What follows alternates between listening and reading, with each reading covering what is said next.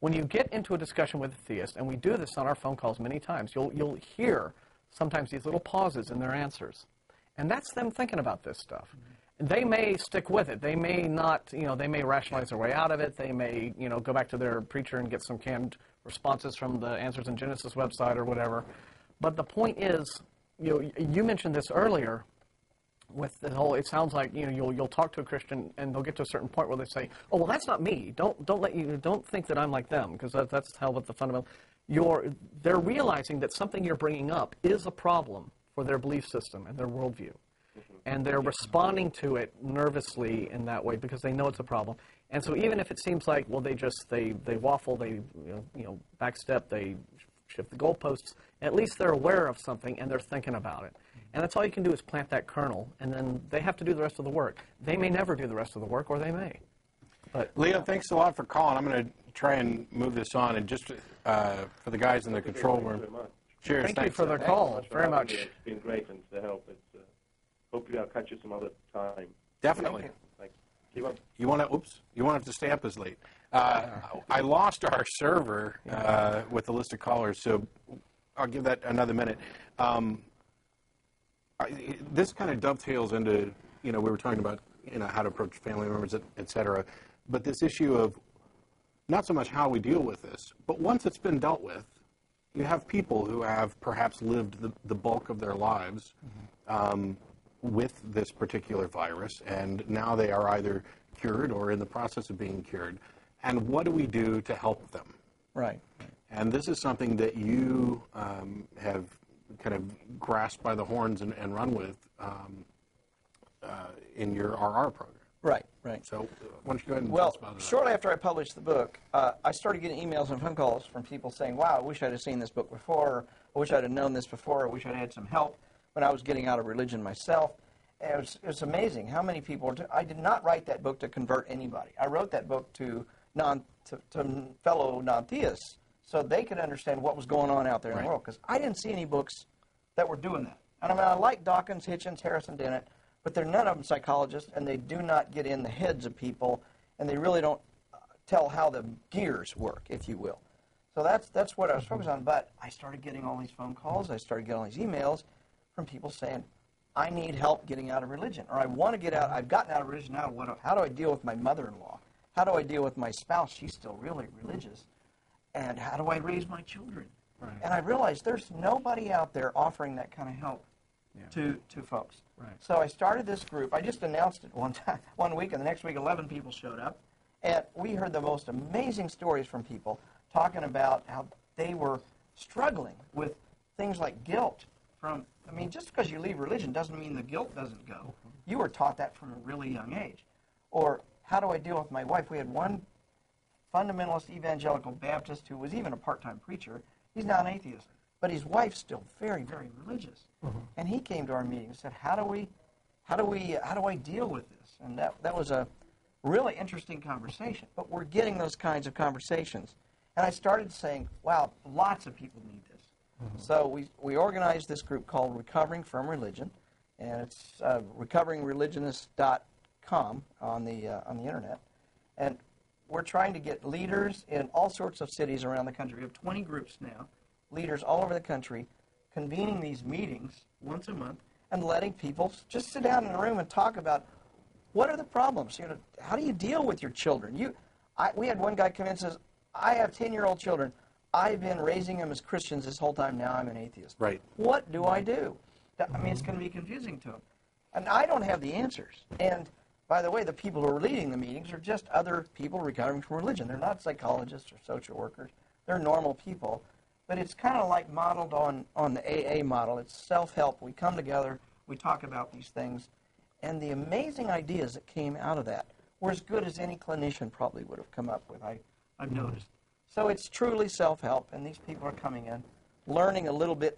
When you hear a Mormon and an ex-Jehovah's Witness and an ex-Baptist all sitting in the room at the same time, and they're saying the same thing.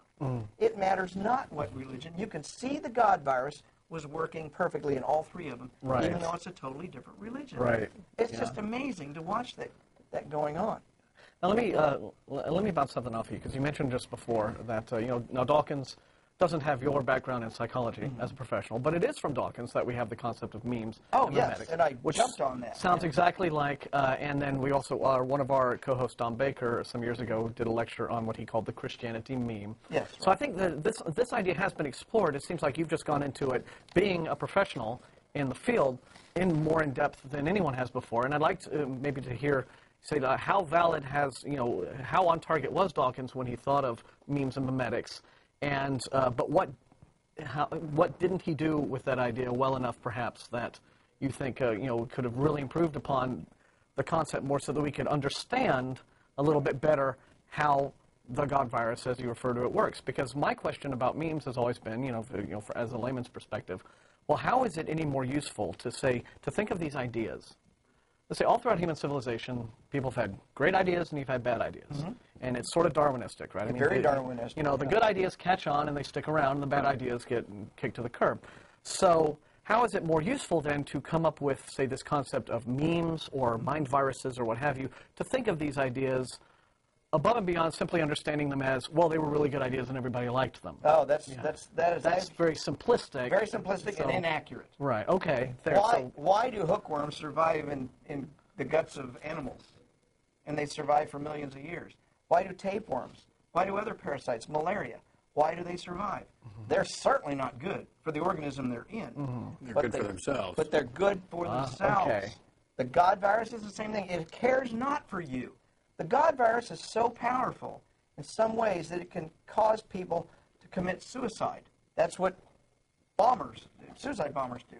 Mm-hmm. It also can be so powerful as to get people to commit genetic suicide. That's what nuns and priests do. They're not allowed to propagate themselves. Now, if we had a disease running around the United States that caused people to no longer propagate, we'd be very concerned about that. Right. Well, that disease is called Catholicism.